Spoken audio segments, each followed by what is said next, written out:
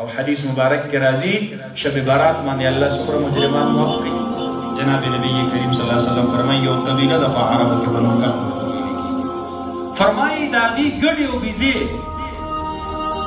هغه خلق چې کوم دی نو یو یو سړي په سوونو باندې کنډکونه به د ګډو د بیزو ساتل. فرمایي د بنو کلب قبیلې چې دا ټول کنډکونه د ګډو د بیزو راغونډ کې او د هرې ګډې د هرې ډلې په دومره مقدار باندې الله په دې شپه باندې مجرمان معاف کړي. پنځه مجرمان الله په شب برات کې معاف کړي. هغه څوک دی؟ نمبر 1 مشرک. الله سره څوک شریک جوړوي. الله رب العالمین دې موږ او تاسو د شرک نه وساتي. شرک په عقیده کې شرک، په عبادت کې شرک او نظام کې شرک. الحمدلله د عقیدې په اعتبار سره موږ ټیک ټاک موحدین. عبادت په اعتبار سره موږ غیر الله ته سجده نه لګو. خو په نظام کې موږ د الله سره ډېر خلق شریکان جوړ کړي. موږ د الله د نظام باغیان یو. موږ د الله نظام نه غواړو. الله دې موږ د دې ګناه نه محفوظ وساتي. دویم نمبر چې په شب برات کې ورته هم الله معافي نه نصیب کوي، دا کوم کس دی؟ المتکبر المشاحن. هغه کس چې هغه متکبر وي، زړه د حسد نه او د بغض نه او د نفرت نه ډک وي، بس ځان په نورو خلقو باندې لوی حسابوي. تکبر د الله خاصه ده. ما او تا پسې شي تکبر د متکبرینو په شان په تور ګوتو سړي سره سلام کوي او د متکبرینو په شان خوراک کوي او څښاک کوي، د متکبرینو په شان جامه او پایزان کوي. دا د ریخمو کپړه ولې د نارینه‌و لپاره حرام ده؟ دا د متکبرینو حرام. دا د سرو زرو استعمال ولې حرام دی؟ دا د متکبرینو نښه ده. دا په اوږه چې سړي څادر ورچولي په ګوړه پیس کې لاندې ځوړند دي، دې ته اسدال الثوب ویل کېږي. دا ولې حرام دی؟ دا د متکبرینو نښه ده. دا دواړه لاس چې سړی راواخلي او یې په دې تشو باندې داسې کېږي، دې ته تخاصر ویل کېږي په عربۍ کې. نهى رسول الله صلی الله علیه وسلم عن التخاصر. دا ولې حرام دی؟ ځکه دا د متکبرینو نښه ده. دا پیسې د په دغه نه ګېټو نه لاندې چې کوم دی نو ځوړندول ولې حرام دي؟ دا د متکبرینو نښه ده.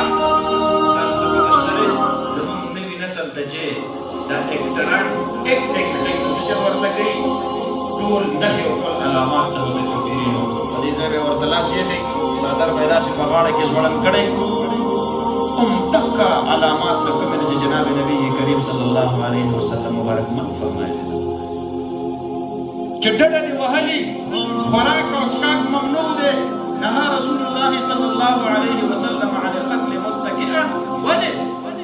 ځکه چې دا د متکبرینو نښه ده چې ډډه دې والي. یو عذر مې درته بیا خیر دی. بلا عذره چې ډډه دې وهلي او خوراک څښاک کې دا حرام دی. دا د متکبرینو خلقو نښه ده.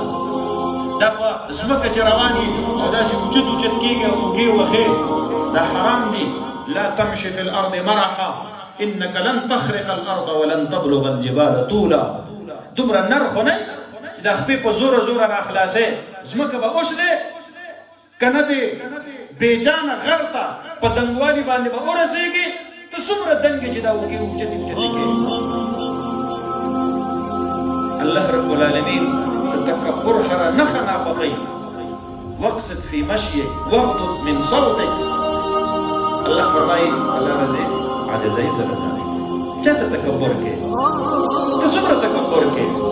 د وړو معمولي غټ دې بند شي، بیا درته خپل اختیار او زور معلوم شي که نه چې څومره زورور یې. د زړه معمولي وال دې بند شي، بیا درته خپل اختیار او طاقت معلوم شي که نه.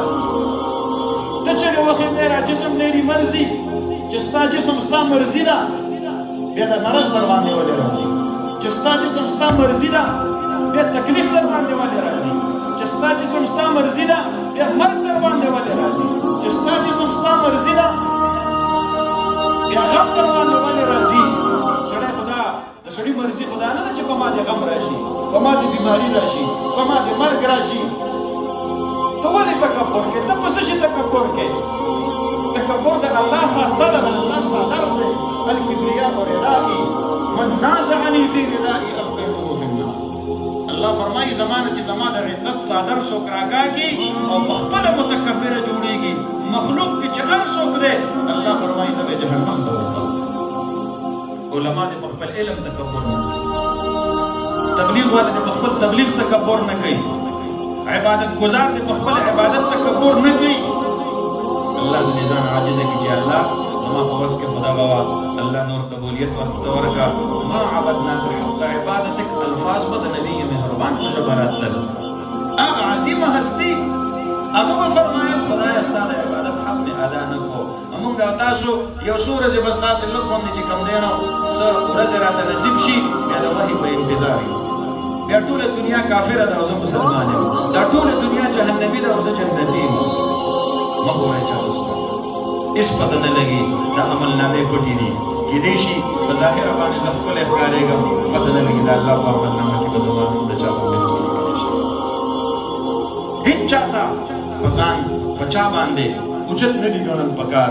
موږ ټول مجرمان یو، موږ ټول ګناهګار یو. حدیث مبارک کې راځي دریم نمبر کس چې الله یې شب برات کې نه معاف کوي قاطع الرحم.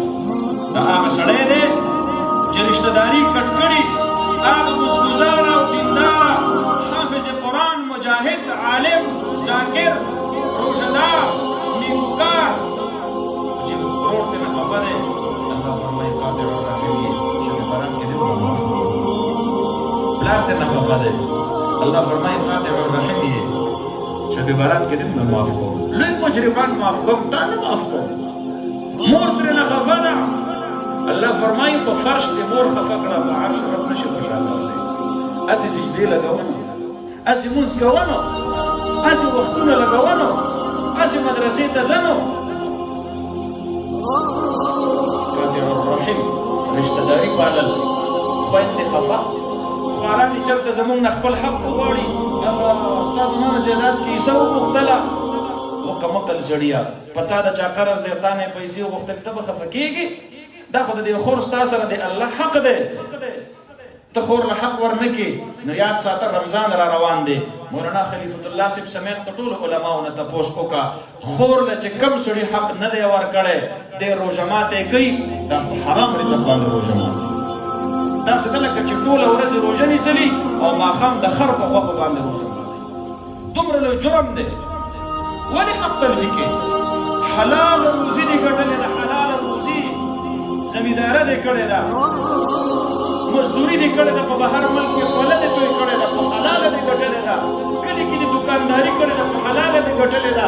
استازي دې کړې ده، نوکري دې کړې ده، په حلاله دې ګټلې ده. پلار مې جدا یې، مور مې جدا یې، د مور او د پلار د نفقې خیال دې نه دی ساتلی. نو دا ماښام کې چې روژه ماتې کې کومه ډوډۍ خورې کوله چې دا حرامه ده. دې کې د پلار د سپینو ډکو حق خورې، دې کې د مور د سپینو ډکو حق خورې. دا په فرض دي. قاطع الرحم صله رحمي کوه.